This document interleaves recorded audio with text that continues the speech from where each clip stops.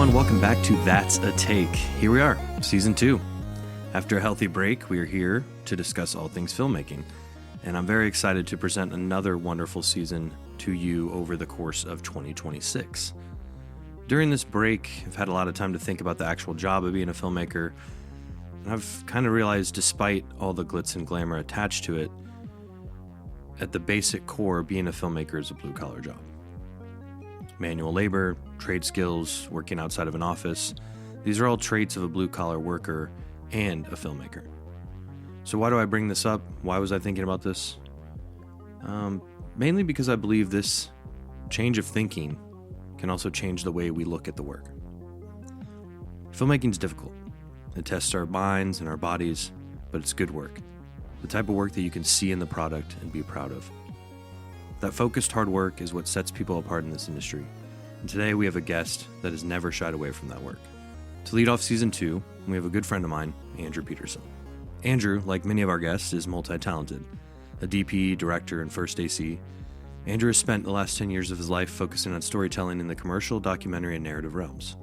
But today we are focusing on his first AC work and how one begins their journey in that position. I think everyone will learn a lot from our conversation. So without further ado, here's my conversation with Andrew Peterson. Yeah, I've been working at the shop more than I was expecting to this week because it's just a holiday rush. So it kind of took up a lot more time than I thought I had. So, yeah, whatever. Make some extra money around the holidays and help out the boys. It can't hurt. No, and honestly, it's like parts of this season are pretty boring. Not that I don't like it, because for me, I tell everyone it's like the one time of year I'm like forced to take vacation time, right? Because just nothing happens. Because if something's happening, I'm down. But if nothing happens, then I can't do anything. Yeah, it's like you rest and then you get restless. Yeah. So it's kind of nice to have homies that need some help with other things to use my brain power on, other than making movies. Yeah. So yeah, we made a lot of movies this year. We did. In 2025, we made a lot of movies. It's funny because I was trying when we sent that QA over to me, I was trying to remember some of the stuff we've done, and it's like I feel like tomorrow is tomorrow is like February. We're like at the end of the year. It just blew by. So it's kind of strange that because we started off in California and then just traveled the West on winters, got back home, did prep, and then we were on Death of a Brewer forever. Yeah. And then and old-time hockey and everything else in between. So, yeah, it's just been a whirlwind. It doesn't even seem like it's been a full 365 yet. And we did Vainglory, and we did Dryland, 2 short films. Yeah. And we did Sophie and Ashley Make $500, which is another short. And then you also worked on the Bigfoot one, too. Yeah. So we did a lot. Yeah. A lot. A lot of stuff. So good stuff. I mean, how was what did you learn on your first feature as a first AC on Winters, Nebraska in May 2025? Always check to make sure batteries are charging. No, that is one actually, but no, I think, to me, it was nice to be able to use all the little mini skills that we pick up doing commercial work and short films and actually put it into full practice day in and day out for 5 to 7 days straight. It just makes things a lot easier when you're doing all those little practice reps. But I think the biggest thing that I took away was just like communicating with the second and, doing my part to keep like morale up or like do little small things to, keep everybody's like morale up and like, keep motivated, like checking in on people. It's a leadership role that I don't think that people maybe fully understand, but you're everywhere from, being right next to a director or DP to, all the grips and sound guys and your ACs or second ACs and even the talent. So like, you're more of a presence on set. So you're right in the middle of it. So it's kind of like, I definitely learned that, I can't like, no one can see me sweat because I'm like a vital piece that's like glue between everybody. And then everybody started calling me the glue guy after that. So I did something right. But yeah, I think communication was a big thing. And then all the back end prep, I unfortunately missed prep. So, getting on set and then prepping with you guys was a little bit of a kerfuffle because I had to then get up to speed, but it was fast because we do this day in and day out. Yeah. But yeah. How did you get to this point? Like, did you, and I obviously know the answer to these questions. Yeah, but for sure. It's like, how did you find yourself in this role? It's been a weird, fun journey. Because I mean, growing up, like I loved, I always had a camera on me. My mom would always give me like a disposable camera whenever we went on trips, and I would always be like snapping photos. And I always loved the behind the scenes content on like the Star Wars VHSs. I would always watch those kind of first before I even saw the movies because like the process was always interesting. And then I had a happenstance chance to work sound on a 48-hour film. Did that, kind of fell in love with the art of making movies and, being a solo kind of like content creator for a couple companies and myself, like going from freelance to getting a retainer on me to then like working in a studio, doing pretty much every job in between and then getting an opportunity to just like take the leap to go freelance. I mean, we had plenty of discussions, the two of us, about like what makes sense, what should I do, how do I like best set myself up, like what jobs need to be filled. And we had worked on like countless short films. We did a whole series with Hannah Wright called Daughters, and I was the first on that. And it was a nice break for me because when I was working at the studio that I was at, I was primarily working as like a cam op or a DP. And I never really had a first. And then when I got to experience what it was like being a first, I liked it. And then knowing that this market it's not saturated with like shooters, but it's having a good first is kind of more vital than someone who can just shoot it and point a camera. And I think that because I had such a big technical kind of like upbringing, I was in IT, I worked at Apple, I liked taking things apart, I liked knowing how they worked. It benefited me when I went into this industry as like a first AC because there are so many like technical parts to it, and like sometimes you do have to take something apart and know the vitals of it, and like know how to do basic troubleshooting on set and not panic is like it's basically something I live day in and day out for. So my prehistory to film, I was a troubleshooter. That's what I was paid to do. Yeah. And that's a lot of what the first will do is troubleshoot. Yeah.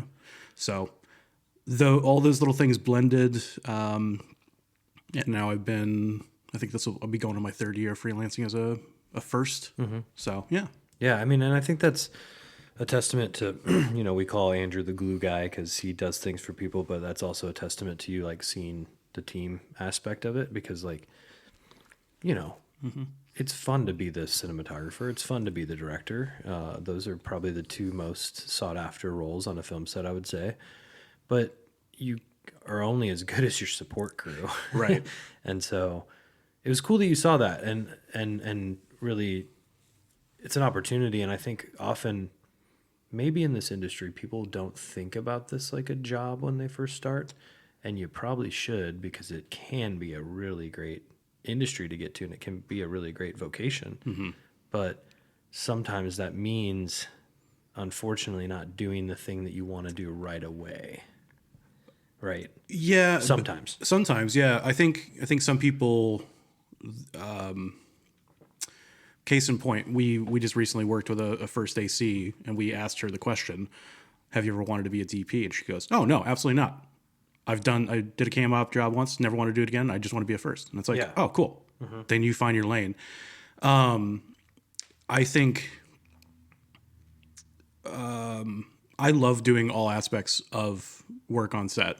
But I think my primary wheelhouse has always been in that camera department, whatever job it is. But I think a mark of a good first is like somebody who can offer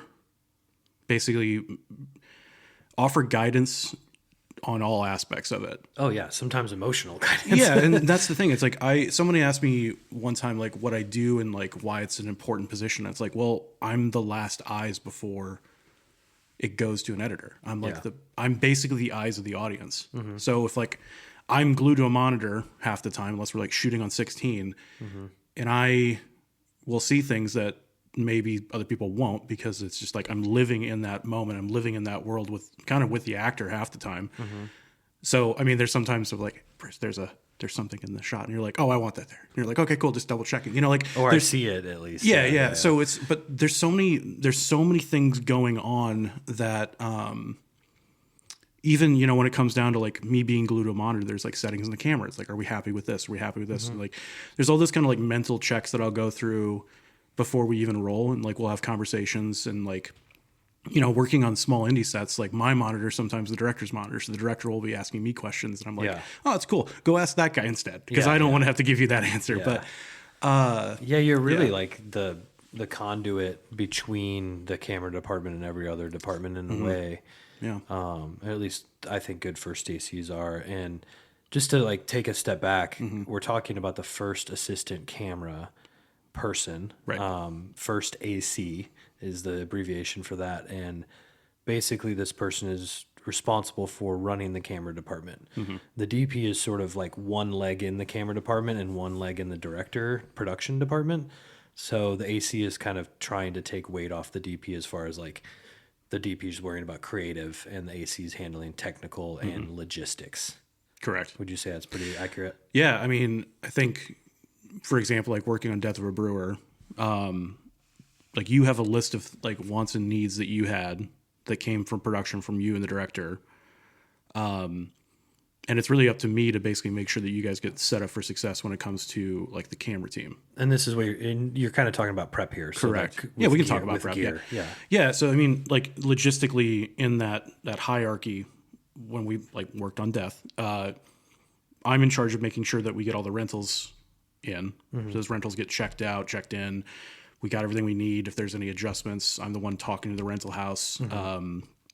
So that's one part. But then there's also like hiring, a second, hiring like a camera PA or a trainee.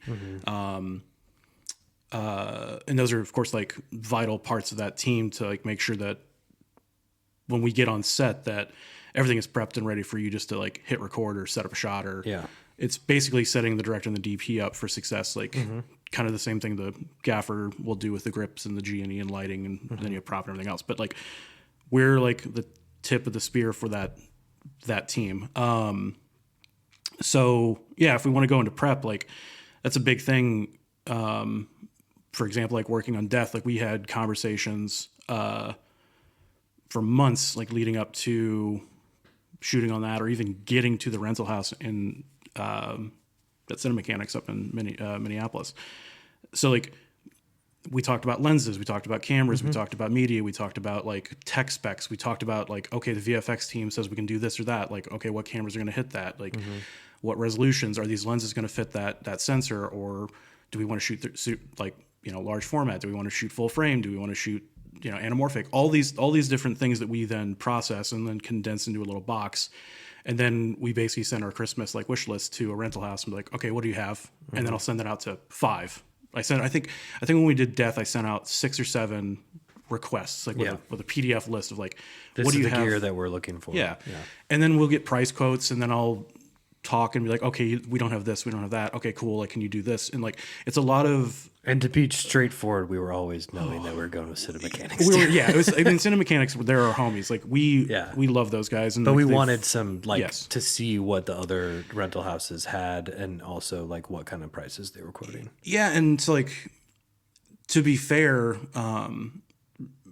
they're kind of like in our market. Not that Chicago or Kansas City or any of the other places aren't, but their gear list and their setups and what they have available, I wouldn't say it's not like Panavision, but it's also not like just some mom and pop like rental house. Like they're perfect. Like I think they have the best selection of lenses in the Midwest region. I mean, their supports and wireless and like everything else that you can think of, like they have it. I think they're really great.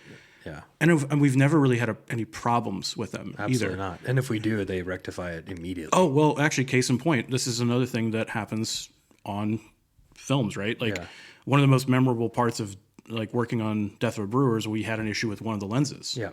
And you know, like we do everything we can to make sure that a lens is like properly taken care of, tempered, yada, yada, yada. But like we were working in like 90 plus humidity some days. We had a lubrication issue with one of the lenses. The focus gear was getting borderline stuck. Where it was seizing. It was seizing, and it was like very hard physically to even move the focus ring. Yeah.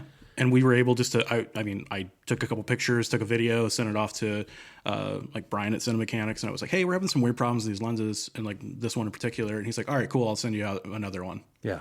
So, and then we got that next day, and you know, production like never felt it. Like if we didn't tell anybody, no one would have known that would have ever happened. Exactly. And that's a good illustrator for why Cinemechanics is awesome. All rental houses usually operate that way. Yes. Cinemechanics just happens to be our favorite. Yeah. And then also a testament of like what the first AC does when we're in production, which is really like if something goes wrong, the DP doesn't want to have to worry about it. Production doesn't want to have to worry about it. So like having you and your second there to rectify those issues is like a big part of the support that you provide, not only the camera department, but production. Right. And that also goes into why prep is so important on these kind of things. I know you hear about camera teams having like 2 weeks of prep before a feature, which, of course, like millions and millions of dollars in multiple camera systems are all making sure the white balance and all those different little settings are the same, or they have matching cameras. They know this one's doing this or that. But for us, I mean, we might have like 2 days of prep, and we're using those to make sure that, you know, everything from for Death of a Brewer, we did stills and plates for VFX, which was a new thing that we had never really done, which was a really cool experience. But we get to make sure that everything that we're taking out of the rental house is actually getting tested and turned on. Yeah. And we make sure it's working before it ever hits the field, which is good because then we can also do prep. And then when we get to set, it just comes out of boxes, or it's already prepped and ready to go out of coffins. Yeah. But that's an important thing where it's like, you know, case in point, working with a rental house and like doing prep at a rental house is big because like the lenses, the Nikkor lenses we used were rehoused lenses, and they were a lot smaller than like what we normally use. And we were like, oh, I don't have a 3-inch rail. Yeah. And then Cinemechanics is like, yeah, do you want like stainless or carbon? Like we got it in the back. They got everything. Yeah. So they're there for those little like minute little things you might need, but they're also there for like the bigger technical things. Like we were working in caves. So doing transmission in caves is like nearly impossible. So that was one of the questions that I posed to Cinemechanics. I was like, hey, this is what I'm looking at. Like, do you guys have like arrays? Like, how does that work with the monitoring?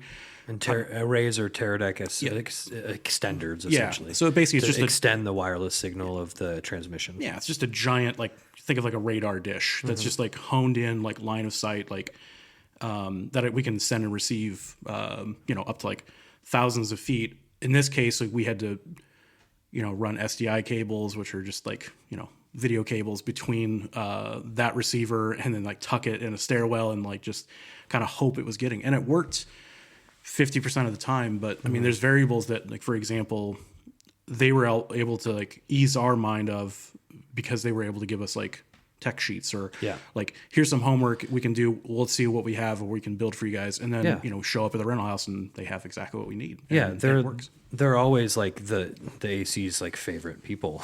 Yes. Like it. And that's why, like, one of the questions that we, you know, totally just went over was, why is the prep portion so important to you as a first AC? And it's like, it's clear that, you know, having these redundancies, having these checks, it makes everybody feel better before we get there, because something will go wrong. Something will break, like, especially on the features, the longer things, like, you're more likely to have a battery stop working than not, you know, like, and it's just weird shit. It's just like stuff gets used. And so how much better do you feel after like a good prep? I mean, I think everybody still has like, I think you're crazy if you don't have like some nervous like energy kind of going into like a big project, a 30-day feature. There's no way you know every variable that's about to happen. But I think the main thing is like having a prep, at least you know the tech sides at least like 90% of the way there. If not, I would say 95. Like most of the time, like we know Every monitor works. The transmission to every monitor, all the lenses work. And like, for instance, like just to butt in, like you want to check like everything. It's going to seem like overkill, but you want to put every lens on the camera. Yeah. You want to move both gears or multiple gears, all the gears, the focus, iris, and zoom. You want to make sure they work from start to finish, you know. And all those things really, like, it seems redundant, but really, like, maybe redundancy is like the name of the game for a camera department. I think, yes, because I think if I feel like with the oh shit moment happens on set, having two of something is always nice. Yeah. Because like you never really know what's going to happen, or if someone spills a cup of coffee, or like someone drops a monitor, or like you just pull an SDI cable, or what. There's all these things that can happen that are variables.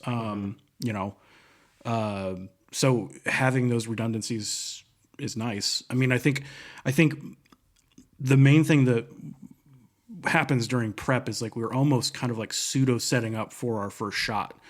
So like, for example, like when we were at prep, or when we left prep and I went back to do more prep at home, basically every lens comes out. I map every lens on my focus iris zoom, like wireless. And just so people know, when you say mapping a lens, so just say what that is. Yeah. So for example, the technology that like focus pullers have now is like, you think about like back in the day, they were either pulling off like the barrel, or they were pulling off a whip, or like a focus, a geared like follow focus on the camera. Like a lot of people probably have those now in their kit if they're already like maybe cam opping, or they've seen like a small rig like focus, like little focus box. So as time has moved on, and a lot of these systems have gone to like wireless systems. Kind of most notably on set, you'd see on like big Hollywood sets would be like a Preston unit, or like an Arri like WikiU or High Five system. Those systems, and like the system I use, which is like a Teradek RT system, are all wireless lens control systems, meaning that they have the ability to control focus. So cinema lens itself geared for iris, zoom, and for focus. The Fizz itself, the focus, iris, zoom wireless controller, controls that cinema lens through geared motors that are wireless transmitters. Because they are so smart and they're so consistent, quote unquote, because we all know they can slip and slide and all that other stuff. Because they're so repeatable, you can map them, which means you can throw like a Nikkor 58 millimeter onto the camera. Correct. And then you do what? So basically, once that lens is on, the gear's attached, the wireless motor's connected to the wireless hand unit. From that point, this is not the case with every unit, but like the more higher priced and higher end ones, it allows you to basically put in the minimum stop all the way to infinity, and every little lens stop in between. So the minimum focus to infinity focus, and then also from like wide open to fully closed on the aperture. Yeah. So everything and if there's a zoom, if it's a zoom, then from 50 to whatever, 150 millimeters. Yeah. So basically, if I look down at my hand unit and I've mapped all the footage or the meters off that lens, I can just instantly know, okay, that lens and my controller are both at 3 feet. Yes. And I know exactly what 3 feet to like 9 feet is. And then there's other things that we can get into later, but it's creating a profile of the lens. Yeah, it's creating a profile for the lens. So case in point, like we worked on a dolly on Winters, and we were shooting at 5.6, on a long 100-foot push, but I was able to pull that without even looking at a monitor because I know what all the feet on the lens are. And then I've worked with my second to basically map out just on the ground with dolly marks, like, okay, this is 15 feet, this is 20 feet, this is 50 feet.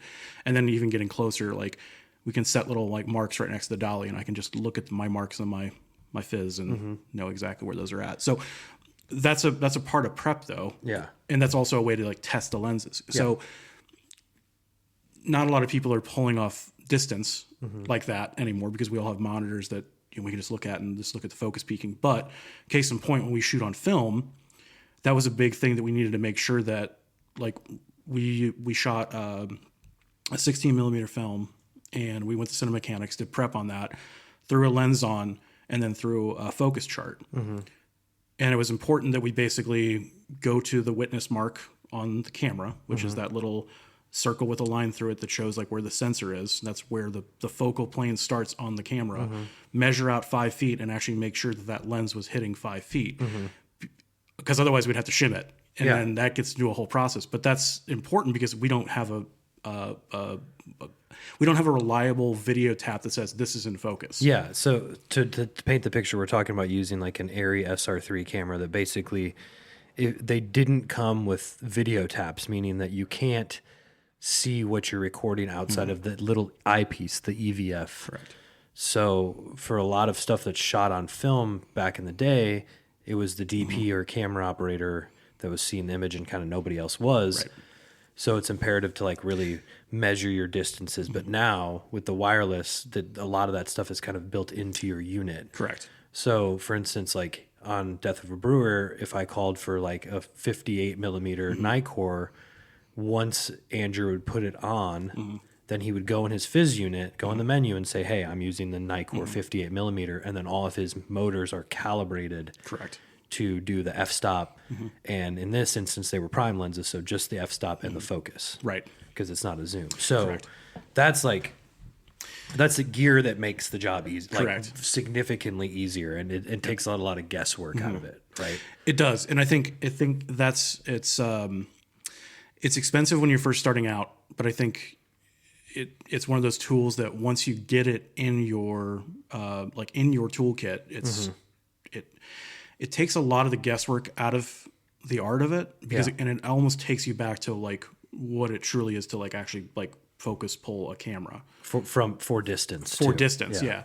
But it's also like I'm going to use Chase's favorite thing that I say, like sometimes your eyes play tricks on you. Yeah, especially you still have to be fluid and be ready to adapt. Correct, and if you're looking at a monitor all day, you get an optic strain from looking at a monitor. So knowing that an actor's 10 feet away, all I have to do is put the lens at 10 feet. And then we can go into the other apps that I use to make sure that I know that I'm safe. But like it takes a lot of the guesswork out of that job mm-hmm. and lets you be more artistic with the job. Yeah.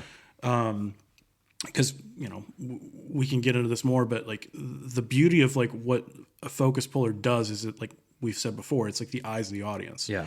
So knowing that we have that precision to always like being an actor, but also be able to rack or push out of shots, and then having that like repeatable control is a huge part of the job too. So, yeah. It's really it's a very crucial role that sort of I've heard a lot of first ACs say this, and I feel like this way about a DP as a DP too. Is like if you don't see the work, that's a win, Mm-hmm. And I think focus is obviously a huge part of that. And I want to talk mm-hmm. about that a little bit more, but I want to go back a little bit because we were talking about Fizz units and you talked about the Preston, mm-hmm. the Teradek, the Arri WICU. Mm-hmm.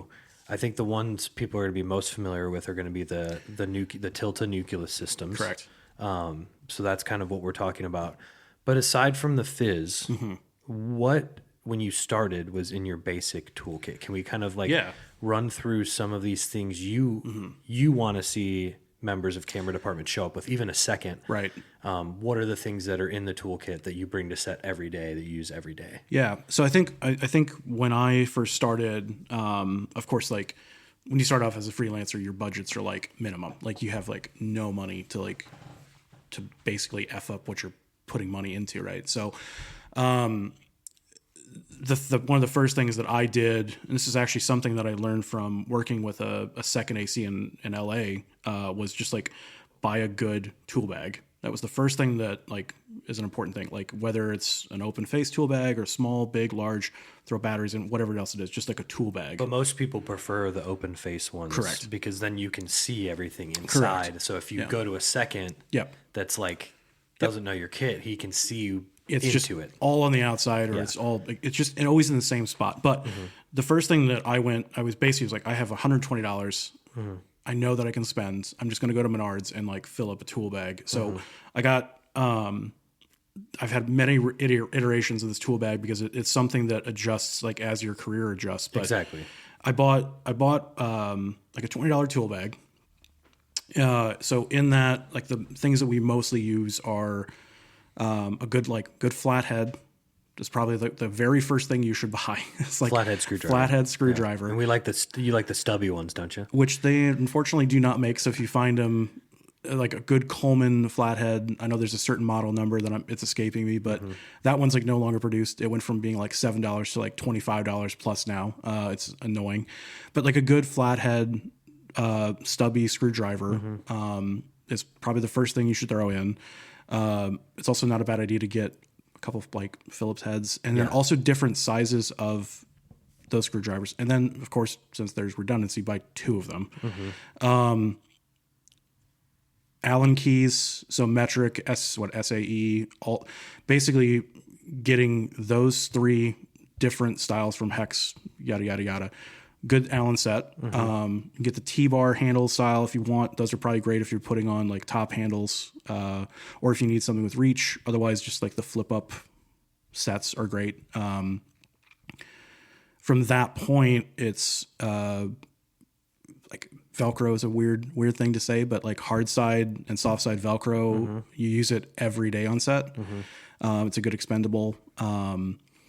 Flashlights, even like headlamps, very important. That one in the bag immediately. I mean, from that point, it's like expendables and like lens cleaners. So like Pancro is always in there. A Chemtech wipe. And Pancro is like an alcohol lens solution to clean glass. You're gonna be shocked the first time you buy it because you're like, why am I spending $20 on this and I can't drink it? Yeah. Right. yeah. So it's like a scientific solution designed for lenses, and then the Chemtech wipes are anytime you go in a lab you'll see them because they're like they're low dust, which is great for working on lenses because you're not like adding any dirt to it. And then of course the alcohol solution that just kind of burns off naturally. But so those basic tools, and then you can get into like, scissors, pliers, like needle nose pliers. They use a lot. Good multi-tool. Bruce will razz you on set if you don't have a good multi-tool. But it's important. I mean, there's things that like, I think the tool bag is like one of those things that you can just keep spending money on, and you're going to find out what you need. Like I didn't think I needed like window shims until I needed window shims, and then you're like, okay, I'll go get they're like $2. Go buy some window shims. Yeah. So there's lists online that like, this is like where Google and Reddit are your friends. Cause like there's sometimes things that you're going to need immediately and then things you're not going to, but I think what I would say if like anybody wants to get into this world is like look up what like a second needs. Yeah. To come to set. Or first and just a kit. Right. Yeah. If it's something where it's like a financial burden for you to like, or like if you're a college student, you're like, I only have like $50. Like cool. Like we've all been there. But like I would say get a basic toolkit that you can bring on set and be helpful. Yeah. Cause if case in point, like if I'm working with a DP and my second's available to like help me with something, I'm either like, hey, can you grab this out of your toolkit or out of my toolkit? And if they already have a toolkit with them, it's like, cool, do it. And it's also nice to have redundancy because like, say I lose something on set, my second might have it. And then there's that built in, but those basic tools, which I memean, we could probably attach a list to this. And it's just meant to be a basic start too. Yeah, but there's just those basic things that you would need to like prep a camera are also the things that you need in the field to make sure the camera's still like tight, or like plates are tight on the bottom of the camera for a tripod, or like a tripod leg has a problem. Like you have a wrench, you have a tool to tighten that up. So the only other thing I would say to basically put on that list is like a good knife, because there's a lot of times where you have to be like cutting paracord, or like somebody needs something, or even like camera tags, like just making a camera tag look pretty, like a good like box cutter or a good like knife. Like, I mean, first ACs, we like nerd out about like our camera builds. So even if the tape is clean on the camera, that still looks good. So like a knife is also a good thing just to have on you as well. Yeah. So. No, that's a good start. I think that's a great like non-film specific toolkit. There's obviously like specific film stuff like rocket blowers, which has helped clean lenses, and tape. And, I would say that I actually really like having scissors in my kit as opposed to a knife. Yeah. They're just like safer and They are a and little safer, yeah. easier to work with sometimes. Because I always have a knife on Right. in my belt Right. because I always have my multi-tool. Yeah. But I think scissors and a rocket blower are really great basic toolkits. Yep. As well. And then, really, if people want to know more about this, I think either you or I are happy to answer questions about the Yeah. toolkit because it's kind of fun. It is really fun. I think it's something we always nerd out about. Like I think even, for example, like Tommy the gaffer that we worked with on Death, like we were nerding out about all like these little tools we have, and then he's like, his laser pointer. Yeah, this laser pointer was like the coolest thing I'd ever seen. But then he's like, oh yeah, well, everybody in the union has to have a hammer, so I got like a custom made like $400 like hammer. I was like, okay, cool, calm down. But like, that's awesome. But like, it is something that for example, once you get out of like that basic tool bag and you start thinking about like a fizz or a monitor or like all those other things, that if I was going to buy one thing after I had my toolkit, the next thing I would buy is like a good stand. Like I love that rolling stand so Matthews makes a video rolling stand that I've put off purchasing for 3 years, and I finally bought it when we were on Death of a Brewer, and it changed my entire life on set. And that's the rolling stand that you put your focus monitor on. So you can just roll it around from place to place because you often have to move. Yes. So I think that's the thing. So whenever you think about like a first AC on set, they always have like a tree, like a workstation. That or a cart. Which is another good purchase, like to make down the road. But if you build like a workstation that's like, I have everything I need that's within like 10 feet of myself at all times, is probably the most important thing. Yeah. So like, for example, like when we worked on Death, it was like iteration like 1000 of whatever else I'd been building before, but I had focus monitor with my wireless like video transmission. I had my fizz connected to that. Lower down from that point, I had like a front box. I had a gaff tape roll. And a front box is just like a wooden box that holds a bunch of stuff that you can attach to your stand. So pretty much like I have like two tool bags. I have a front box that has every tool that's also in my tool bags. Yeah. And those are like, you'll see them like on like, I don't know, old sets. You might see like a camera, like a big camera operator, and there's like a little box full of like tools and like measuring markers tapes, and all that stuff. It's normally like something you'd see on like on an old O'Connor head. But case in point, like that's one of those things that I have when I'm like, when we're not doing run and gun and I know I'm going to be in a place for like a whole day, like that goes on the stand because I have every tool right at your fingertips right there. Yeah. Or my second does too. Yeah. So, and then down from that point, I had like another box that was an aluminum box that was just full of batteries. Like, yeah.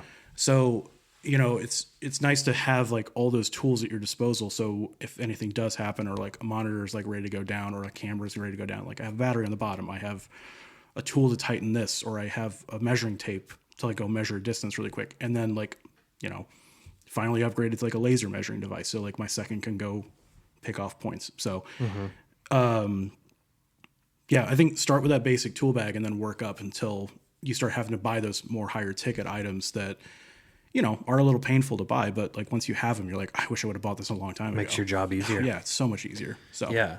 Well, it's interesting. So like your station that you talked about, how do you kind of go about setting up that station and like how do you integrate the second AC into that sort of like, now we're on set, we're about to roll for the day.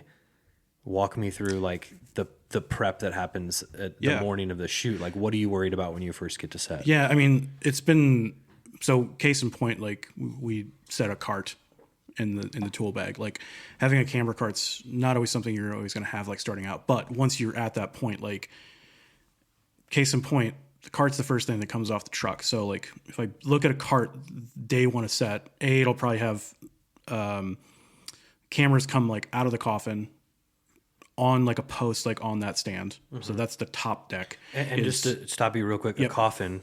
Oh yeah, sorry. No, it's fine. I like to explain because I never know like levels of knowledge, but a For coffin sure. is. So like, for example, when we build a rig, like a cinema rig, like a camera rig, we don't want to have to break that down. And we also want to make sure it's safe. So it goes in like a 22 liter, like heavy, 22 gallon, like, like a big heavy, like storage box that's lined with either like a packing blanket. I know mine has like I ripped up like a bed foam, I just bought like a twin bed foam thing from Walmart and put those in the bottom. So it's like egg crate on the bottom, and then I have a packing blanket that all gets wrapped up, and then the camera just gets, nicely tucked away. So nice soft inside, hard outside. If something lands on it, hopefully doesn't like penetrate that, and your camera's safe. But you put all the work into building a camera, you don't want to take it apart every day. So at night and at the beginning of the day, it goes in and out, right? So that goes in the truck, comes in the hotel room, goes wherever it needs to be. And it's also an easy way of carrying the camera, because sometimes they're awkward. They're really awkward. Yeah. And sometimes they don't have top handles. So they're really awkward to carry. Yeah. But yeah, so camera cart comes off, camera comes out of the coffin, goes on to a post, which is just like a little mast that the camera sits on and can be like attached to on the cart and just be nice and safe to roll around with instead of having to have somebody carry it. It's a nice little perk. Top deck always has like the lenses, and then kind of some basic tools if need be, or like filters. Normally I don't like anything on the top. So you have a workspace. So I have a workspace, but rolling it off the truck, at least the lenses and all that go up top. The bottom is normally batteries, and then any accessories that we might need throughout the day, or extra lenses that we're taking that maybe aren't priority. And then basically I roll off my post itself. So that'll have like my monitor, front box, any other bits and bobs. That's already set up and ready to go. That just gets all turned on, and then we're ready to shoot basically. There's one practice that I when we're working in a studio, I love to do is just take the lens case and put it right next to my monitor. Because then if like we need to change a lens, I don't have to walk back to the cart. It's just right next to me. Yeah. So if now working with a second, for example, I always try to figure out what their workflow is best. Like most of the time, for example, whenever we get to set seconds, either setting up monitors, setting up Video Village, finding a battery station, finding power, finding a good place for us to like rest and sit that cart.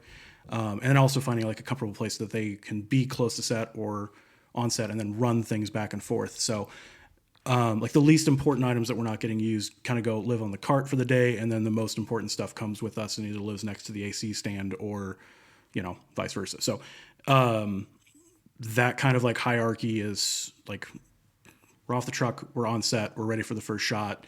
So seconds, like getting slate ready, maybe we're getting marks, so they'll have like T markers with them. We're watching blocking. They're setting like paper tape marks or like hard marks, like sausage marks, whatever. And then we roll the first take, and then we're after it, I guess. There's a lot more that probably goes into it that I'm not thinking of. think that's a pretty good description of it. We're working base level here. We don't want to get too complex about that. I mean, really the hope for this is, in some ways, if people want to be a first AC, they can listen to this and be like, cool, I know more about how to start. We're not trying, we'll do other ones down the road where we get into like the intricacies of all the stuff, because I think just a little side note, this job can get super intricate. It's kind of, it's weird like talking at it at a base level, because there are so many things that you kind of forget about. And that has been one of those good things working with a second, that it's like I get to like peel my brain back a little bit and be like, oh yeah, this is actually how we do this, and like this is why we do this. So yeah, I totally understand. I mean, we're working on features with usually one camera for one thing, so you're only dealing with one camera body and one set of lenses, but you can get into.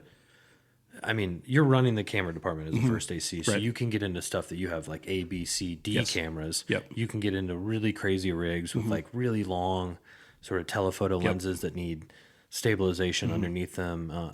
You can get into some like weird rigs as far as like we could be putting on a black arm on the back of a car, a stabilization system. It can go on the Steadicam. So like you really are responsible for making sure that the camera package is prepped for whatever we're doing. Right. So like using Death of a Brewer, talk about your responsibility as far as like, we shot a lot of that on tripod and dolly, like Dana dolly, but we also had a Steadicam.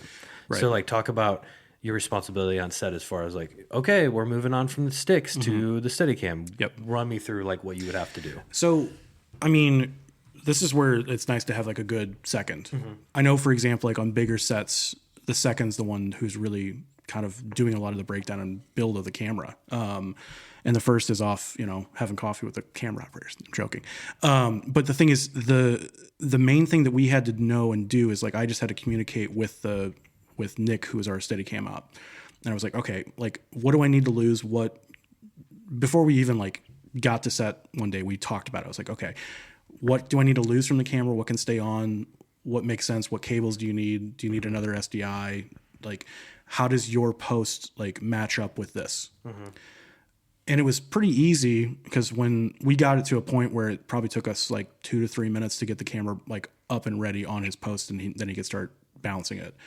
And really the only key differences in that case was like taking a monitor off, adjusting a battery, and then just running another cable. Yeah. So, but what that does is it allows the DP to go correct, block out the shot with the director and the Steadicam op, and like that's really why I wanted to talk about that, because a lot of what a good first does is it enables the director and the DP to be creative. Yeah, like you don't have to think about the camera. Yeah. So I think that's the main thing, that when we're working in those kind of like situations where time is like important, you don't want to have to think about what the camera's doing. And also like, if we had problems, I also wouldn't tell you there's problems, because I'm not going to like try to deflate your confidence that your camera's going to break down in the middle of a shot, So I think it's a lot of like little bits and bobs and like communication, and just like, I think that was the second time I think I'd worked with like a Steadicam op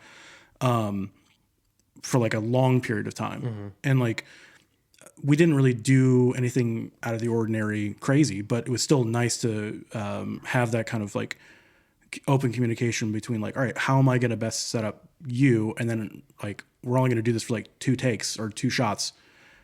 How do I get all the stuff back on for Bruce like really quickly? So it was nice to be able to already have had the prep time to know that, okay, these are really simple things. And then having the space to work, like being able to, have that top shelf clear, rip apart a camera really quick and then put it back together in 10, 15 minutes and we're all good to go. So, I think to me, it's just a lot of like asking questions too. Cause like, Nick has been a professional Steadicam op forever. And, for me, not always, not being around Steadicams much, being able to just be like, no dumb questions. Yeah.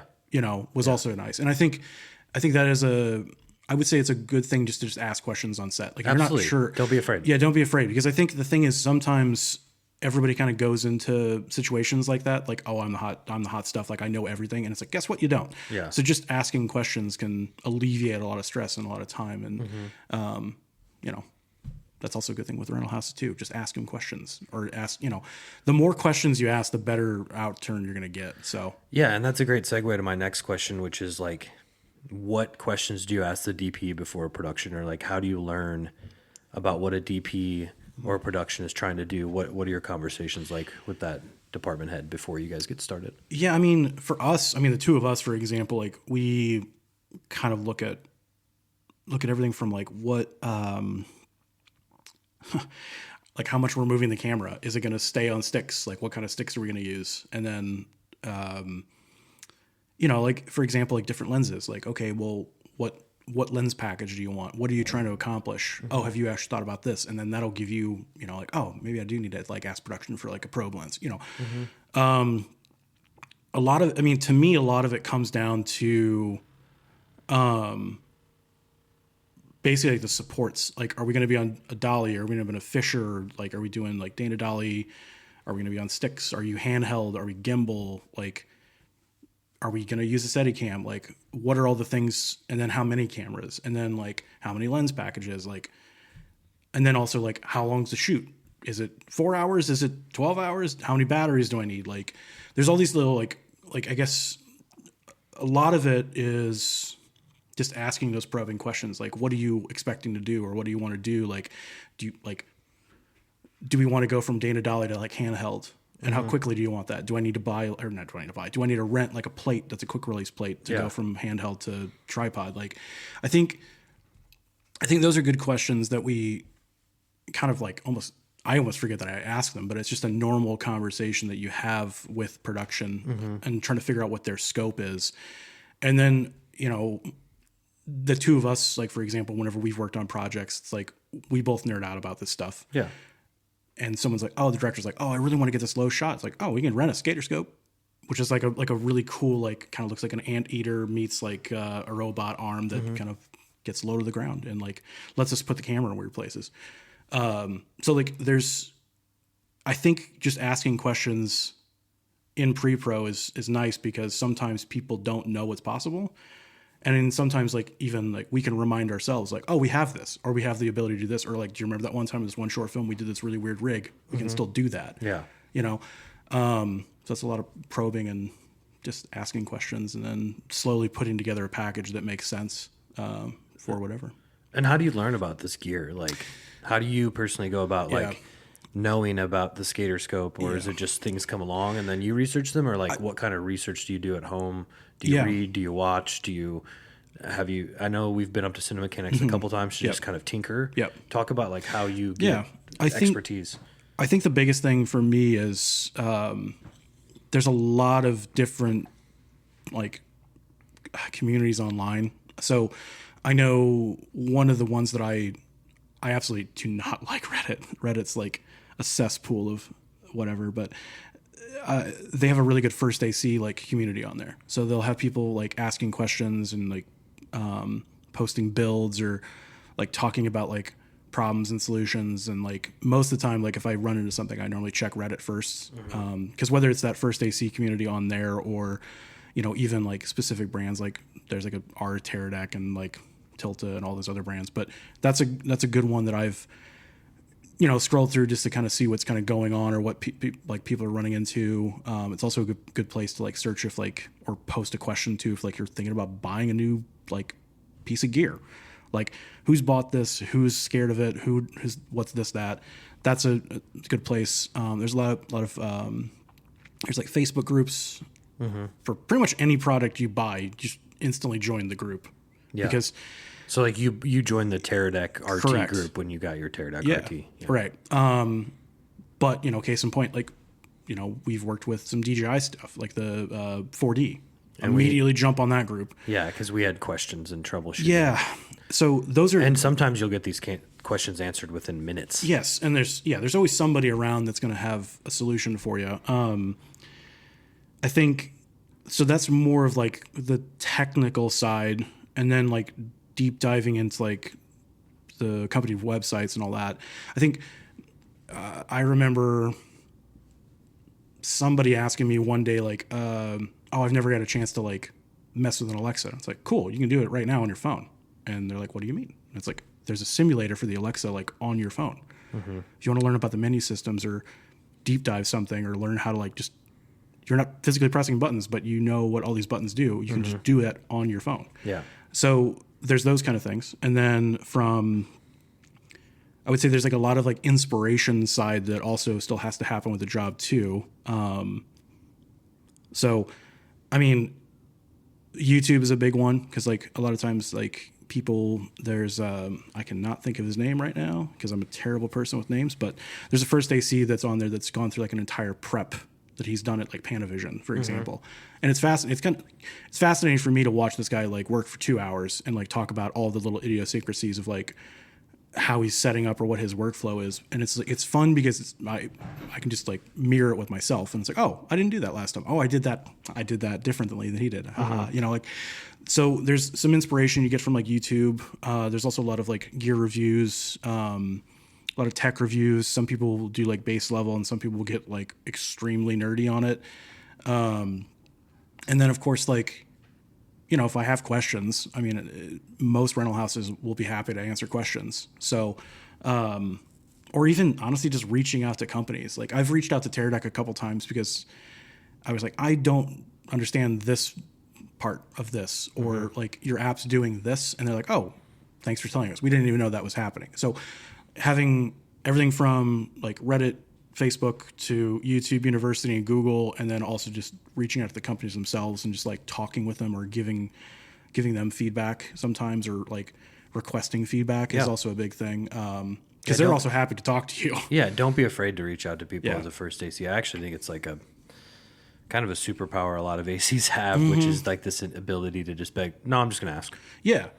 Yeah. And I think because you guys want to know, it's like almost every AC I've ever worked with is not satisfied until they at least know the root cause of a problem or an issue. Yes. Even if it gets fixed, they still want to know why it happened. Oh yeah, 100%.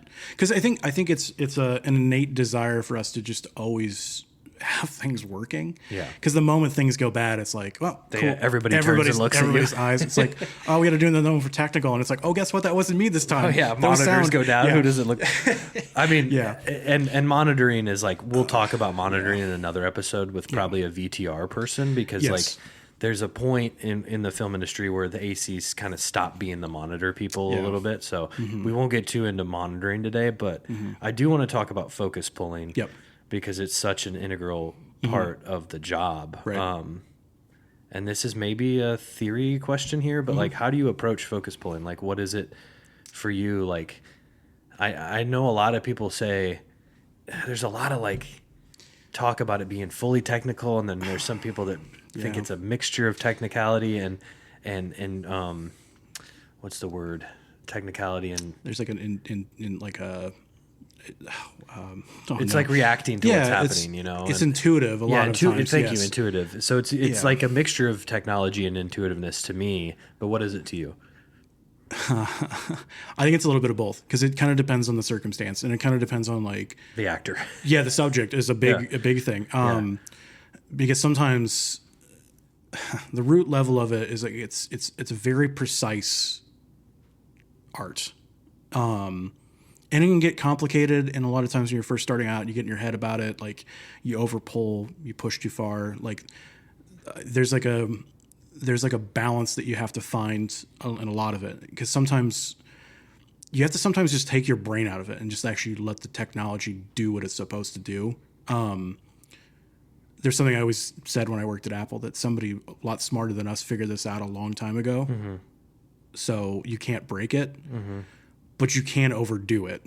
When I had first started, the problem I was always having was I was like over pulling, or I was pushing past, or I was like having a hard time like finding a good sweet spot on the lens, because I knew how like depth of field worked, and I knew how like focus planes worked, and I knew all that from, you know, shooting film and like, you know, taking photography classes and, you know, shooting my own videos and like all of that. But I think I never had like a good like 3D visualization of it until we worked with like a lady named Liz Toll, who's just like a badass, and she's done pretty much every job that you can think of. But she was like, oh, do you have like a circle of confusion app or chart? And I was like, no, explain.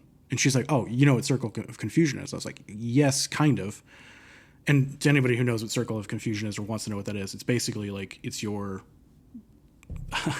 it's the millimeter of the lens. So like say like a 25 millimeter lens, and then your distance, and then what the focus is set to. Your distance to the subject. Distance to the subject, and then and then it also mixes with your iris or whatever your aperture is set to. So how wide or closed the lens is, and all of that basically works out to an algorithm that shows you what is in focus and then what is out of focus. Like what your focus plane is. Correct. Yeah. So for instance, we'll throw some numbers out, and then you can put it in your toolkit here. So. We're going to be on a 35 millimeter lens.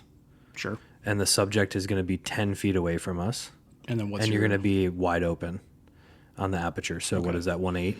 So funny enough, I still have our Death of the Brewer set up. So for example, and this is where it comes down to like the feel and whatnot. The focus area for that lens would only be about a foot and 8 inches. So what that means is that in the focus plane, there's 1 foot 8 inches for me as the subject. Say I'm the subject. That is sharp. That I can move through that space and be in focus without you having to move changing the wheel. Right. Yeah. So but you know, case in point, you move that subject to like 3 feet, then it's only 2 inches. Yeah. So 7 feet can shrink pretty quick to like what's actually in focus. Yeah. So if I and just to illustrate that, that would be if I walked from 10 feet away from the focus plane to then, what, 3 feet is what you had? Yes. Then to 3 feet, the amount of focus you'd have in the image would go from 1 feet 8 inches of focus to 2 inches of focus. Correct. So it's very shallow. Yeah. It's very shallow. So like that's like whenever. So the margin for error is much smaller. Correct. Yeah. So for example, like, when I was first starting out, shooting wide open was terrifying because like you don't have much room for error. But also even now it's a difficult thing. This is why we set marks or we do vice versa or rehearsals. Like watch blocking. Is so like if we do have to do a very stylized shot where we shoot 1.5 on like a 50 millimeter Nikkor lens, that's going to be very bloomy and very bokeh-esque that close. It's also very hard to focus, but if you've practiced it or if set up the tools right, it makes that job a little easier. And then when you like use something like a small HD monitor that has like all the nice little focus, like peaking and just like the nice little helpful tools to show you, okay, this is what's sharp and this is what's not, it kind of does make your job a little easier. But going back, having that circle of confusion app has been like very vital. It's like, I would say if anybody wants to be a first AC or even is a first AC and they don't have that app like on their phone, just go buy it. Yeah. It's $10. Just buy it. Yeah. Save a Starbucks order. Buy that. Literally, it's like the most important thing that I think you'll use because it takes a lot of the guesswork out of pulling focus because you can physically know, okay, we're shooting at 5.6. I just have to set focus and like just let the actor do their thing. I don't have to touch the wheel. I'm going to take myself out of the equation. Because you have X number of feet that they can move without them still being in focus. Correct. Yeah. So like, or for example, like we've talked about this before, we'll be on set and you might have an actor that's like, let's set up for like a 2-shot and one of them's like, say we're shooting a flat bench shot. Yeah. Right. One of the actors might be leaning back and one of them might be like on like head in their hands, right? We want both those people in focus. Okay, let's use the circle of confusion app to figure out what the stop needs to be. Yeah, exactly. So that both of those people are in focus. Yeah, because we might be at wide open, like at f1.8, and if subject A leans forward by a foot or even 6 inches, the other person may lose their focus or vice versa. And if we want to hunt focus between the two, then that's fine. But it's a decision. It's a decision. So like it's a thing that the two of us can use to like not only make sure that I'm in focus, but it's also like an artistic choice for both of us to figure out like, oh, we can shoot this like deep focus. Here's our math. Yeah, and to illustrate that point, sometimes Andrew will come to me and say, hey, because of your stop, this person is in focus. Do you want them both? Or do you want me to go back and forth between the two? So it's just like having that extra set of eyes that make sure that the decisions I'm making aren't just decisions that haven't been thought about, I guess. And that goes back to like focus pulling in itself is because like it's what the audience is technically focusing on too. Yes. So that's where, like when we're doing blocking or we're, setting up before a take, that's like, okay, where do we want the focus? Where do we want the focus? Yeah. Do you want it here? Do you want it there? Do we want to get artistic? Do we want to have it like here or there? Yeah. Do we want to rack? Do we want to pull it? Like what's the, or for example, even like there's timing that comes involved. Like person walks in or walks out. When do you want me to When do you want me to do this? Exactly. So, and then, going off that app, for example, I know how big or little that I need to push or pull the lens. So, and, sometimes, I mean, it doesn't really matter where the camera goes, but like, it's nice to be able to then do blocking and set marks and know those marks. So then I think the most beneficial thing for me is like, if I was a second and I was working with the first that had this, I would have probably learned more about focus pulling. Yeah. Cause I think when I've worked with a couple of the seconds that we've worked with recently, I've showed them how this worked, and it does kind of demystify what focus is because it's kind of imaginary, and until you actually see it in numbers, and you're like, oh, that makes total sense why that's like super hard, or like this is super easy. And it's like so Lens Toolkit, go download it. Not a paid program. Yeah, well, I mean, if they want to be, if they want to sponsor you, that'd be great. But no, I think it's the most beneficial thing because it's the easiest thing to use. Like you just put in the camera, you put in the lenses, you tell it what lenses in that package you're using, and it just sits right next to my monitor. And it also, what I think it does, and this is why I like to play the guessing game we sometimes do. Yep. Say we're going to measure distance from the focal plane to an actor. Yep. I like to, in the camera department, be like, AP, how far do you think this is? and you're like 7 feet 6 inches and it's 7 feet 8 inches. Right. Because it helps you to learn distance visually. And the Lens Toolkit app helps you to also learn distance visually. Right. So it puts a numerical value on your focus, which I think helps a lot of people to know, oh, as long as the actor stays within this 12-inch area, I'm good. But if they go forward to that 13-inch or backwards to that 13th inch, then I need to change what I'm doing. Yep. And I just think that's any tools you can get to help you be more in focus is good. Yep. I think another tool that I would like to talk about in case any actors or stand-ins listen to this podcast is how they can help us in the camera department by being a team player to making sure that their performance is in focus. Because I know there's some annoyance there sometimes with a stand-in or an actor if they don't, we're trying to get marks and they're constantly moving. Like, how can an actor or a stand-in best help you to achieve that like really crisp focus that we want? I mean, I think the biggest thing, I'd almost flip that, because I think to me, like the best like performance like captures that we've probably done, it's like we've all been around for blocking. That's been the main thing. I think being able to have like appropriate blocking is huge, because then we kind of know the flow of the scene. And if the actor wants to take it a different direction, we're already kind of like, oh, this isn't a shock. Like I know that, okay, like say case in point, working on Death or Brewer, we were in like a church. There's pews. I know this pew is 10 feet. I know this pew is 6 feet. I know this one's 4 feet. So if you know, whoever they decide to go whoever that far. wants to go anywhere they want, I know exactly where that focus You're such a team player. See, I'm over here trying to I'm over here trying to pin it on the actors, and AP's like, nah, it's my problem. Well, but the thing is, like, I want to give them freedom. But which is a great answer, honestly. But the thing is, I think if I'm around for blocking and like either I'm measuring a shot with you and it's just you and me, or like myself in a second, I think it's kind of just talking to the actor, because sometimes they're like, oh, like case in point, Mina, we had a moment of downtime and I was like measuring pews because I was just curious. Yeah.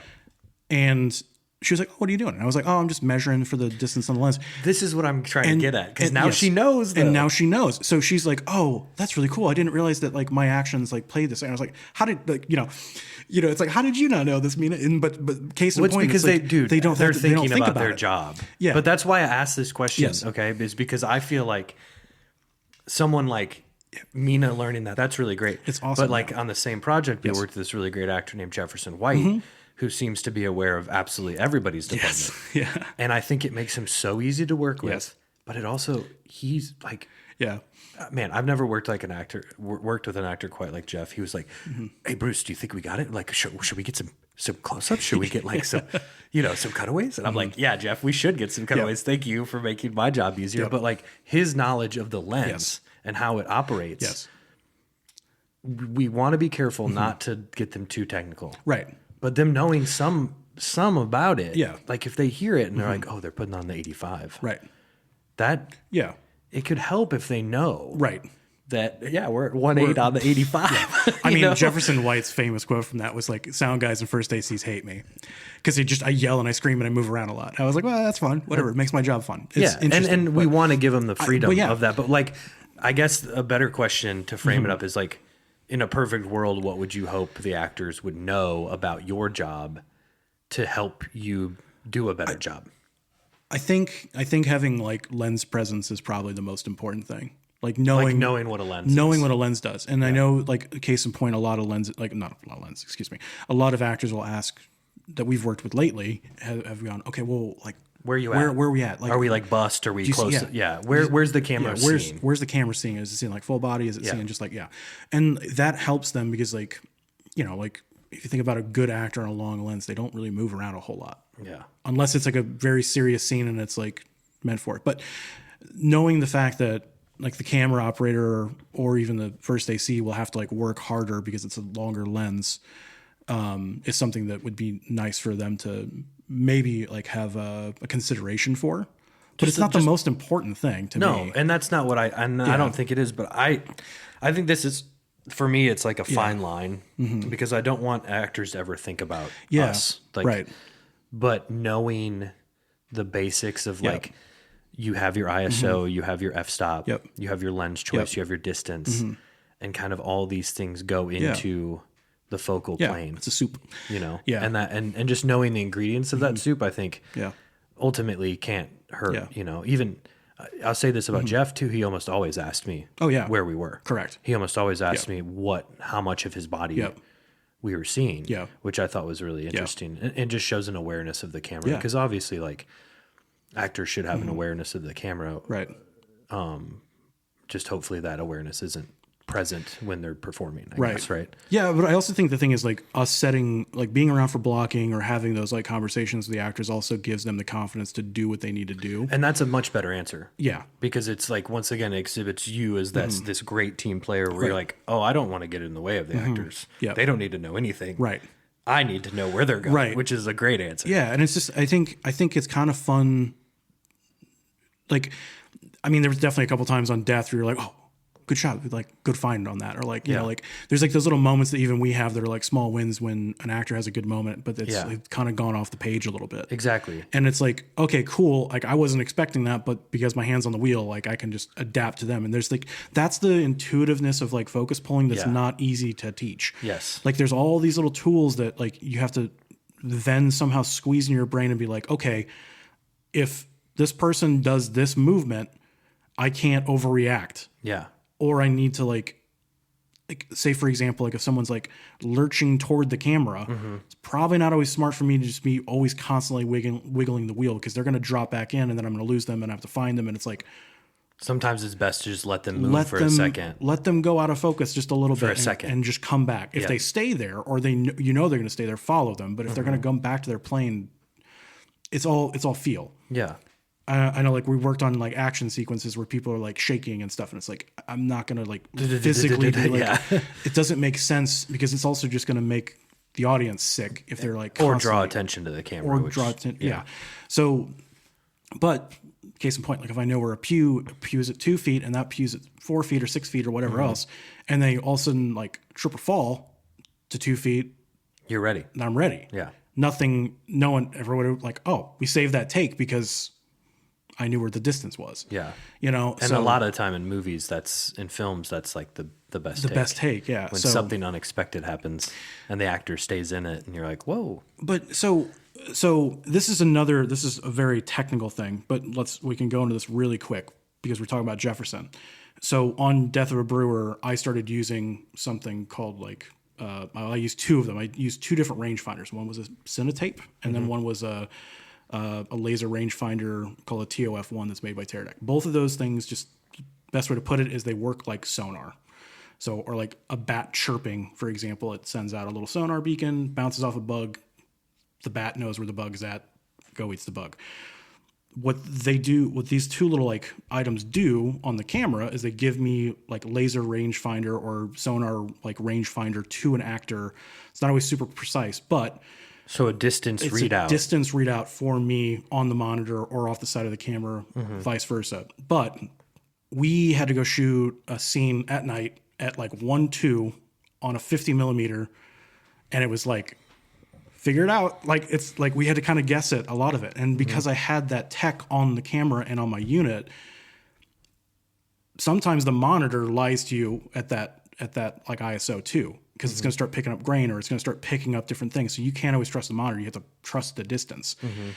So knowing that like Jeff was sometimes center punched and in that area where that sonar is working, I could just keep an eye on what the distance was, watch the monitor, also watch you, and then also watch Jeff. Yeah. And then literally feel out that entire scene. Yeah, because this scene there was rehearsal. Right. But it was really one of those scenes where, you know, and once again, a testament to Jefferson White being such a great collaborator. He was like, how are we filming this? And I was like, I want to give you the space to move. And he was like, okay. Yep. He would always ask what lens we were on. And we eventually, I think we went to the 105. I think we went 105, yeah. But still wide open. Yeah, wide open. Yeah. At nighttime. Yeah. And I think that scene's better because he was allowed to do what he wanted to do. And we weren't trying to lock him down in this frame. Like, you have to hit this mark. Right. And we don't always want to work like that, No. but sometimes you have to. But, like that's one of those things, like that's a tool that I can then use to then hit focus better and then let an actor just do their thing. Yeah. It takes a lot of the guesswork. It takes a lot of guesswork out because, like, say for example, like if even during a take, like you have to float behind people, I lose. Which I was. Right. Yeah. I don't like the distance that the unit's giving me is completely wrong. But if I know that he's been in that area before, I kind of know where to roughly start Yeah. the focus at, and then I can either get to him or come back or wherever else. Yeah. So there's different tools. Like that's a more technical thing that we can get into. Yeah. But like those are things that allow the actors to also have their freedom. So yes, getting marks, getting blocking, getting all that stuff. But then at the end of the time is also like using other technology that gives them freedom and also gives me more control and like more understanding of what's going on. Well, your technology mixed with your intuition. Correct. Yeah. Not just the technology. The technology is never perfect. Yeah. It's getting closer to getting perfect. close to perfect, which, we can like, there's products like the Focus Bug that you put a sonar chip on an actor and then you have the sonar receiver on the camera and you always know where that actor's at in that focus. So, but that's unobtainium for a lot of like beginning people and even a lot of veterans. Like I'm not going to spend like 25 to like 30 grand on just a Focus Bug system. I'm going to rent that, Yeah. So, but those are things that help actors, free themselves from the technology a little bit. Yeah. And ultimately, like, we don't ever want the actor to feel jailed by the tech. No. By the scene ever. Right. And I think that's something as a DP, just to speak on what that does for a DP, is it gives me so much confidence to not have to minimize a scene or, make a scene more simple. Right. Because really what makes a lot of cinema dynamic is allowing the character and the camera to move. Right. Especially today. I mean, the camera's moving constantly now. And I just think that it's funny because I've never, up until the modern era, up until recently, I've never had non-filmmakers comment about focus ever. Yeah. But now I had a couple people, and I'm not going to say what film it was, but a couple non-film people would be like, is that normal for it to be out of focus? And it's like, no, not really, but it happened, and it happened because of this. And then it makes sense. But like, focus is this like invisible thing until it isn't. Yes. I mean, it's definitely when the camera's not in focus, or it's like not focused on the right thing, and it's it definitely can take you out of it. Yeah. And sometimes it's artistically done, but sometimes it's just like, oh, that was a mistake, but that was a great take. So whatever. You just keep it. Yeah. Because really, I mean, that's the cool thing about, I think, knowing really great actors and working with really great actors is this really still is like an actor's and a director's industry, even though the DPs and the first ACs and I don't know, kind of seem like they want it to be more about them sometimes, when really I think good films are made with first ACs and DPs that just kind of want to get out of the way of the story and the actors. Yeah. And that's theory. And now we're getting into me being on my that's a take soapbox. But I mean, sometimes though, okay. Oh, this was probably 6-7 years ago now. Like I think one of the questions that you'd sent me was like one of my favorite moments that I remember when I like first started, or like one of my favorite focus pulls or whatever. We were working on a music video with King Wild, like Rudy. Yeah. And I was that dolly push. The dolly 85. Push with 85 Rokinon. And I was like, just open it up. And you're like, nah, it's fine. We're not going to be able to do it. Just try it. Yeah. And it was like you nailed our it. favorite shot. Yeah. I mean, it took two or three tries. No, it took like 8 tries. We were on take 8. And I'm not saying because of you, but like we wanted it to be perfect. We wanted it to be perfect. So there was like a lot. Or closest to perfect. There was a lot of variables. But the thing is, like, because wood floors, like old apartment, like camera operator pushing the dolly. Yeah, it's like there's so many things. Shitty tripod head, Manfrotto tripod head. Broken on lenses. But like when we both like nailed it, it was like, fuck yeah, we did it. You know, so I think that was, to me, it's like that's where when it all works and it's like everybody's like technical and like feel and like the moments are all right and like everything just locks in and is like nailed. Like that's like it's a great feeling. It's like scoring a goal. Like, it's the intersection that we're always trying to get to. Right. Yeah. It's the intersection of all the departments coming together. And yes, the actors are their own department. Yeah. And like everything coming together. And yeah, that's a great feel. And I would say that there's probably been more like applause on set for focus pulls than anything. Like when someone nails a focus pull and the whole crew knows it's hard, they're like, yeah. Yeah. I mean, it feels good. I mean, the thing is like, it's really funny because sometimes like, I'm trying to remember there's a famous shot, like walking down the street and there's like this long lens focus pull and like directors like love that shot. It's an old like 70s movie. Yeah. And everybody, like, I know I've talked to like other focus pullers and like, oh, we had to do this shot today. And I was like, oh, is it the long lens? And they're like, yeah, it feels good if you nail it. Yeah. So it is nice that other people know how like hard the job is, but also like, I don't know, like it is really nice once you hit like a perfect shot. Or it's also secretly, it's always kind of a funny thing when, I don't know, like we keep on nailing things, but like other things like outside of our control just aren't right. And we're like, oh, we nailed it. We just keep nailing it. It's just like, we're just in that zone. And it's like everything, all the other like BS that happens beyond the frame that maybe not be going right for that shot. Like it's not our fault. And I think whenever it's like not our fault is always great. I don't know, but it's also just nice because like we're just constantly we're just in that pocket and doing it, and then like the actors are hitting it, and then I don't know, it's just movie making. It's great. So I don't know where I was going with this, other than the fact that it's just nice to hit focus. So that's great. That's great. I don't know.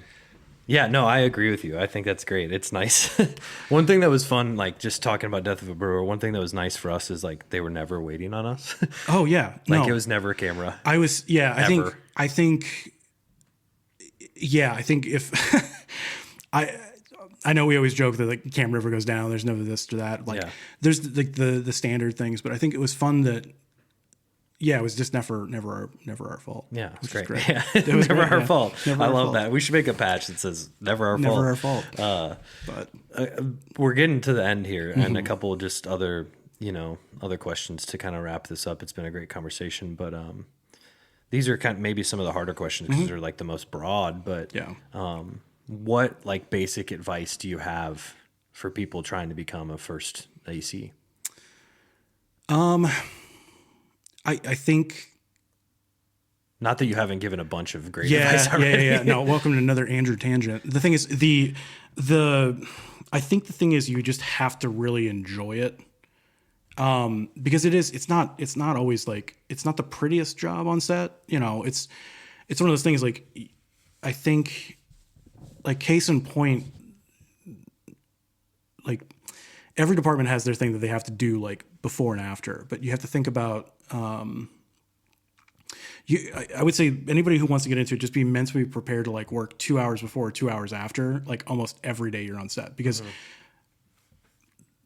your work doesn't end. To make your job easier the next day, you're doing prep afterwards. Yeah. So first off, like I think that's like the main thing is like, no, your day doesn't really end when the day ends. Like you have to go, there's batteries, there's media, there's like cleaning the camera when blood gets shot all over it. Like, you know, like there's things fake blood. Yeah, fake blood. No, sometimes real blood, but yeah, hopefully not real blood. But anyway, but like there's being prepared to like, to just be constantly just like on and like focus is like a tricky thing that I think that people, whether it's they want to be a DP or they want to be a first, they want to be a second, they just want to be in the job. Like you have to kind of like mentally prepare yourself and know that like you're going to be in this for like a while. Probably at least 10 hours. Yeah. You take a job that's an 8-hour job, but guess what? It's going to be 10 to 12 because you have a lot of stuff that goes into it. And there's a lot of small details that I think can like turn people off sometimes. Yeah. Cause and routines. The routines of it is like, it's tricky. I think if you're really detail oriented, like you're going to love the job. Yeah. If you're not detail oriented, like it's going to eat you alive. Because the thing is like, and it's a tough thing for me too. Cause like I like certain things in certain places and do certain things, but like you're constantly working with new people. And like gear gets reorganized or like it's a lot of like spending your off day resetting Pelican cases. Yeah. Like, and there's just a lot, and like, you know, someone made the joke the other day that like SDIs are now expendable. It's like a lot of time, like figuring out what your gear needs fixed, what's broken, what needs to get sent in. There's a lot of just little detail things that I think, like I said, if you're not like detail oriented, like this is probably like being a first AC is not what you're going to be good at, and you're not going to like it. You're not going to stay in it for a long time.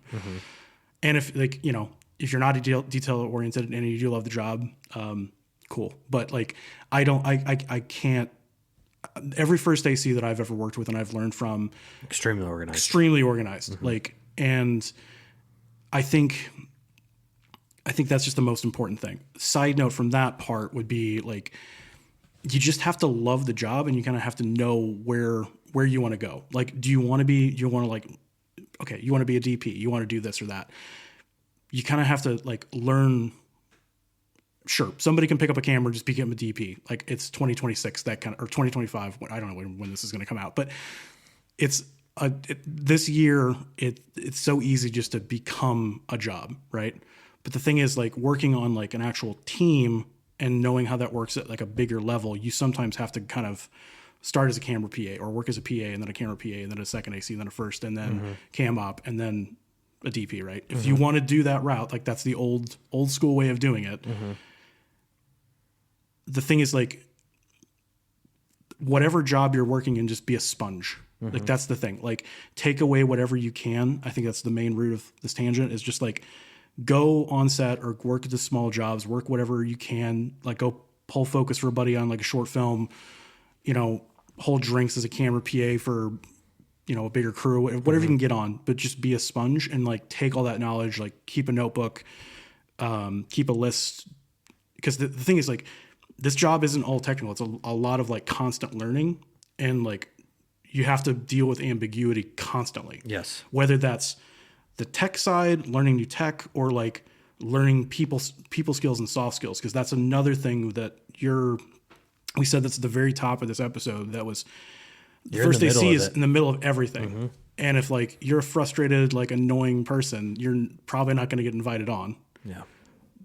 And if you're more of a punctual person that maybe not even have the technical skills, probably people still want to hire you because like you're still fun to be around. So like there's soft skills, there's all the ambiguity that happens with, you know, everything else and all the other BS that happens on a film set. And I think being able to learn how to be a good team player, learn all the technical skills, and then just constantly like leveling yourself up is important. So I hope that answered your question. You did, yeah. Okay. No, definitely. And we like to hear it from the horse's mouth. You know, it's people working in this industry because it's like you're living it.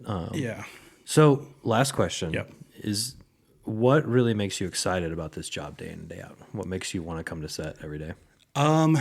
So like, I don't know, man. It's fun. I think for me, it just like I started the episode off, like I love all the intricacies of making movies. And I think being like a primary role in that machine, I don't know, every day is something different. Like I can't think of another job that I've had where it's like every day something different is actually happening. Because when I worked with computers do the exact same thing until they break down, and then you have to fix it, and then it goes back to the same thing. There's so many different variables that every day is slightly like a new adventure. And then there's, you know, like I said, being a sponge, you learn so many different things along that like road that, you know, something that I learned day one is something that I'll use at day like 5,000. And it's just always different. And you come back to it and like, I don't know. I would say that not me trying to be a goldfish, but like there's nothing that's like happened to me in the last like 2 years that I'm like, yeah, I'm never doing that again. Because I was like, it wasn't that bad. Like 12 hours after the fact, you like kind of rested, recovered, had some water, and you're like, okay, that wasn't that bad. Yeah. It sucked in the moment, but you know, it's not that bad anymore. So I think, versus like, you know, like I've worked everything from like customer service jobs to like working in QA. I've worked, you know, with like CTOs, like doing high level, like data center stuff, to then working on like film sets. All of the customer service and all like the computer and IT stuff, hated it. Won't ever do it again. Can't stand it. Just because I never got to like talk and understand and feel what those machines or what the people kind of wanted. Everything felt stale. when you work on a film set, like, yes, there's still technicians and there's still like the IT guy, there's still like the hair and makeup. There's all these different little pieces, but there's all these different little artistic feelers that are kind of like energizing to be around, because everybody, I think when you get to a certain level in the industry and with people, like everybody's there for a reason. It's because they love what they do. And then that like love just kind of spreads to every department. So even if someone's having a bad day, they normally don't have a bad day the next day, because it's like, they're like, okay, cool. I do like doing this. I still like showing up. And then, but sometimes, people work their way out. But I think, I don't know, my day in and day out is like, I just love doing this, and it doesn't really, there's nothing, I don't know. I feel lucky that I get to do it every day. Mm-hmm. It just doesn't make sense. Like, you're telling me I get to like work with cameras and play with Legos every day. Like, that's kind of cool. So that's about it. Yeah, it's really cool. It's really cool. Yeah. So I am going to ask you another question. Sure. So has there been like a really memorable experience you've had as a first AC? Something that really stuck with you, and like a day or a moment that cemented that you did really enjoy doing this, and what was it? I was really thinking about this the last couple of days, and it's strange because like I said, everything kind of gels together. I think in a large experience, like a memorable thing would be like probably working on Winters. Mm-hmm. Just because like, I mean, I had some like personal stuff that kind of happened before and after, but the being able to like go on that set, being around like all my friends, and then everybody just making a really cool movie together, and us like working, as hard and as like high level as we could with like the tools we had. And I don't know, like the moments that I can think of is like, like Kia running up and like slating,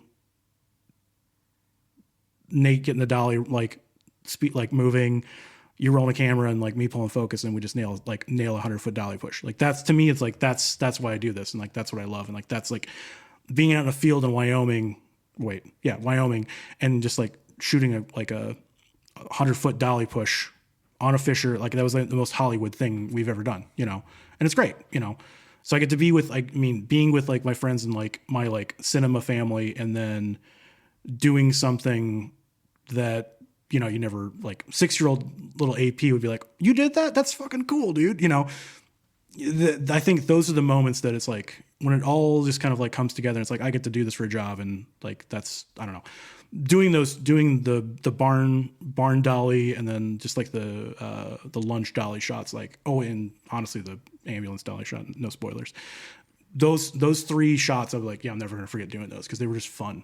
Mm-hmm. So, but also just being in your apartment shooting that dolly shot, like with Rudy, is also probably up there. But like, those are like the big, like we did it. We finally like got to do it. We got to do the thing. So we did it, and we nailed it. So yeah. Ladies and gentlemen, the glue guy, the team guy, Andrew Peterson. I'm Bruce James Bales, and that's a take.